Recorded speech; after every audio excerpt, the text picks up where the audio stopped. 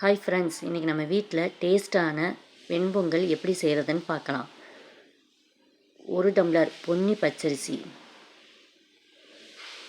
அதே டம்ளரில் 1/2 டம்ளர் பாசிப்பருப்பு 2-3 தடவை நல்லா அலசி எடுத்து வச்சுக்கோங்க.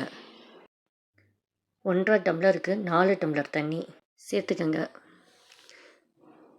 தேவையான அளவு உப்பு, 2 ஸ்பூன் எண்ணெய், எல்லாத்தையும் நல்லா மிக்ஸ் பண்ணி விட்டுக்கோங்க. அடுப்பில் வச்சு 3 விசில் விட்டு இறக்கி வச்சுருங்க. ஆவி அடங்கினோடனே குக்கரை ஓப்பன் பண்ணிவிட்டு சூட்டோடு நல்லா மசிச்சு விட்டுருங்க. தண்ணி நிறையா ஊற்றி நல்லா குழைய விட்டோம்னா கொஞ்சம் இளைச்ச மாதிரி இருக்கும். அதனால தான் கரெக்டாக அளவு வச்சு இந்த அளவுக்கு இருந்தால்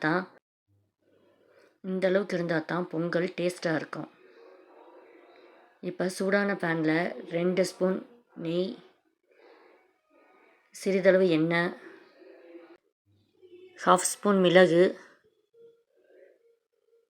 1/2 ஸ்பூன் சீரகம் நல்லா எண்ணெயில் பொரிய விடணும். பொரிஞ்ச உடனேயே கட் பண்ண இஞ்சி, ஒரு 10 முந்திரி,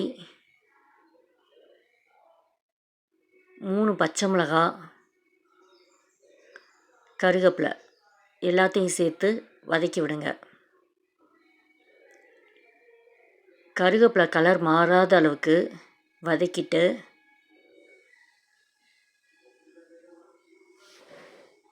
பொங்கலோடு சேர்த்துக்கங்க. இப்போ நல்லா மிக்ஸ் பண்ணி விடுங்க. சுட சுட டேஸ்டான எல்லாத்துக்கும் விருப்பமான வெண்பொங்கல் ரெடி ஆயிடுச்சு ஃப்ரெண்ட்ஸ். இதை வீட்டில் ஒரு நாளைக்கு ட்ரை பண்ணி பாருங்கள்.